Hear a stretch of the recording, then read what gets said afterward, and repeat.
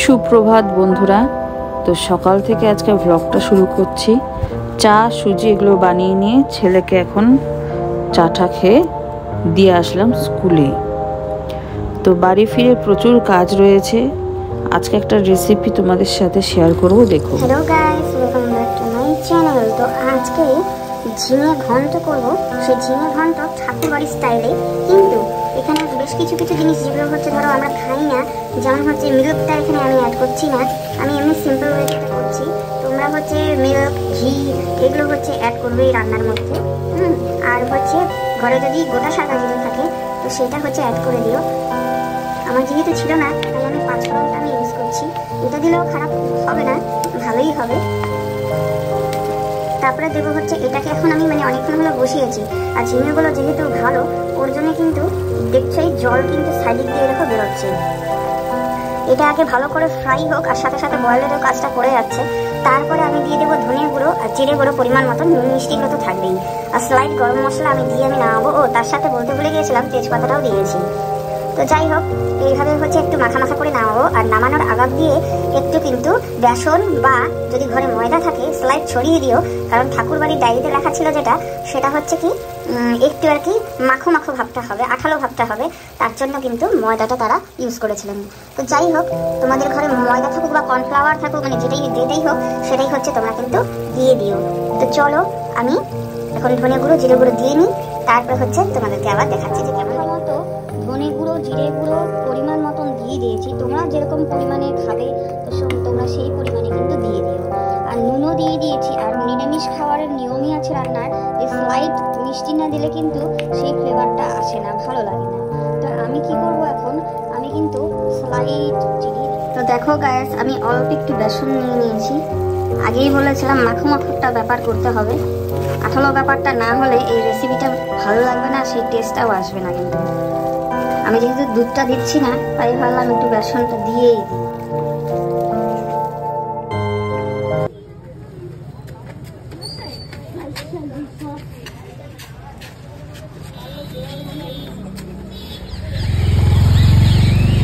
গায়ের সেখানে অনেক টিয়া, আমি অনেক সময় অনেকেই বলছি যাওয়ার পর পাঁচি দিদিতে দিয়ে পারে কত জল থাকছে না। হ্যাঁ, জল নেই তো না, এখন বৃষ্টি হচ্ছে না, সেদিন ফেসবুকে ভর্তি সবাই। আমরা এখন ঘোরাঘুরি করছি, একটু তো গরম লাগছেই কিন্তু তাও ভালো লাগছে। এই গাছটার মধ্যে অনেক টিয়া পাখি। এটা হচ্ছে তোমার লোকেশনটা হচ্ছে ডিএম অফিসের পেছনের দিকে। তো এদিকে আমরা এখন ঘোরাঘুরি করছি। আজকে একটু চুল ছেড়ে একটু স্টাইল করা হচ্ছে, বুঝলে, নাহলে এরকম ছাড়ি না আর কি চুল।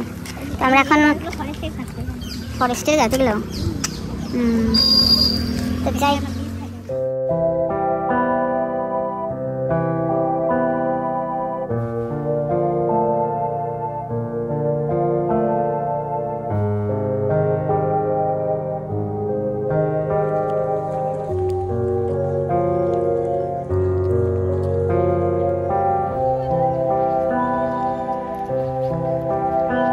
গাইস, তো আমরা এখন এসছি সুকান্ত পল্লী এলাকায়।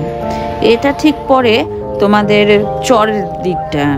তো আমি প্রথমবার এই সাইডটাতে আসছি, আসলে হাঁটতে হাঁটতে হুট করে নজর পড়লো এই সাইডটার দিকে। তো গ্রাম্য পরিবেশ দেখতেই পাচ্ছ, তো সেটাই টানলো, তাই আর কি এদিকে আসা। গাইস, তো আমরা এখন এসছি সুকান্ত পল্লী এলাকায়। এটা ঠিক পরে তোমাদের চরের দিকটা। তো আমি প্রথমবার এই সাইডটাতে আসছি, আসলে হাঁটতে হাঁটতে হুট করে নজর পড়লো এই সাইডটার দিকে। তো গ্রাম্য পরিবেশ দেখতেই পাচ্ছ, তো সেটাই টানলো, তাই আর কি এদিকে আসা। গাইস, তো আমরা এখন এসছি সুকান্ত পল্লী এলাকায়। এটা ঠিক পরে তোমাদের চরের দিকটা। তো আমি প্রথমবার এই সাইডটাতে আসছি, আসলে হাঁটতে হাঁটতে হুট করে নজর পড়লো এই সাইডটার দিকে। তো গ্রাম্য পরিবেশ দেখতেই পাচ্ছ, তো সেটাই টানলো, তাই আর কি এদিকে আসা। গাইস, তো আমরা এখন এসছি সুকান্ত পল্লী এলাকায়। এটা ঠিক পরে তোমাদের চরের দিকটা। তো আমি প্রথমবার এই সাইডটাতে আসছি, আসলে হাঁটতে হাঁটতে হুট করে নজর পড়লো এই সাইডটার দিকে। তো গ্রাম্য পরিবেশ দেখতেই পাচ্ছ, তো সেটাই টানলো, তাই আর কি এদিকে আসা। গায়েস তো করেছি গায়েস, কিন্তু চাটা না খেলে কিন্তু চলে না, তাই না বলো? এই জন্য এসে নিয়ে আগে চা বসালাম, কারণ আজকে না বের হয়ে নিয়ে কিছুই হচ্ছে খাওয়া হয়নি।